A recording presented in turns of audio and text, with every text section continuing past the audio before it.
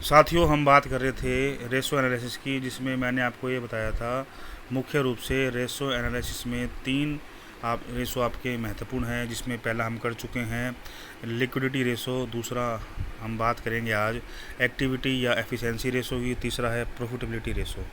दूसरा जो है एक्टिविटी या एफिशिएंसी रेशो, कार्य क्षमता या कार्य कुशलता अनुपात।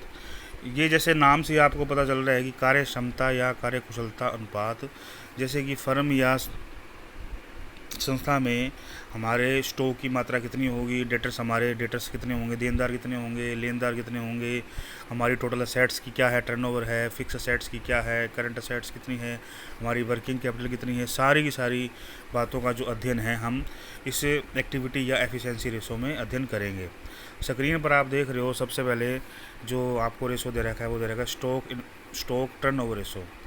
स्टॉक टर्नओवर रेशो का जो फार्मूला है cost of good sold upon cost of good sold या सेल्स अपॉन एवरेज स्टॉक। या तो आपको कॉस्ट ऑफ गुड सोल्ड दे रखी होगी या सेल्स दे रखी, ठीक है, और अपॉन एवरेज स्टॉक। और इसका फार्मूला दे रखा है, मैंने आपको बताया था कि कॉस्ट ऑफ गुड सोल्ड कैसे निकालनी है। सेल्स में से ग्रोस प्रॉफिट को आप माइनस कर दोगे तो आपकी जो अमाउंट आएगी वो आएगी कॉस्ट ऑफ गुड सोल्ड, और उसके बाद है एवरेज स्टॉक। इसके बाद हम जो बात करते हैं दूसरे फार्मूले की, वो है डेटर टर्नओवर रेशो।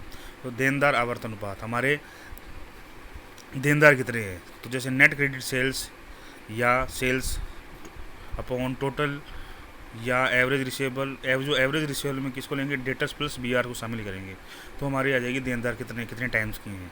उसके बाद है एवरेज कलेक्शन पीरियड, मतलब औसत संग्रहण अवधि में कितना टाइम लगेगा। तो एवरेज, इसका फार्मूला होगा एवरेज रिसीवेबल। तो एवरेज रिसीवेबल में हम शामिल करेंगे डेटर्स प्लस बीआर को, average receivable upon net credit sales into number of month, या तो मंथ लिखेंगे या डेज लिखेंगे, जो आपको क्वेश्चन में दे रखा होगा।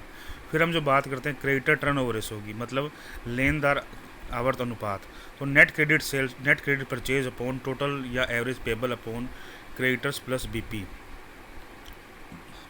तो जो अमाउंट आएगी वो आएगी हमारी लेनदार आवर्त अनुपात। उसके अलावा औसत एवरेज पेबल पीरियड, तो टोटल या एवरेज पेबल का मतलब है क्रेडिटर प्लस बीपी से upon net credit purchase into number of month या डेज इन ईयर, जो आपको दे रखा है।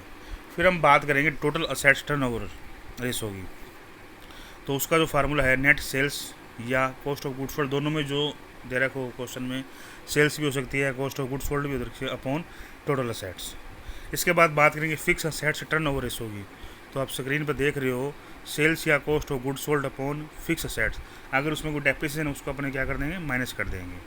फिर बात करते हैं करंट असेट्स टर्नओवर रेशो की।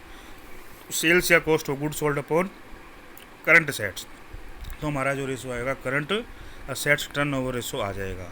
उसके बाद नेक्स्ट बात करते हैं वर्किंग कैपिटल टर्नओवर रेशो की।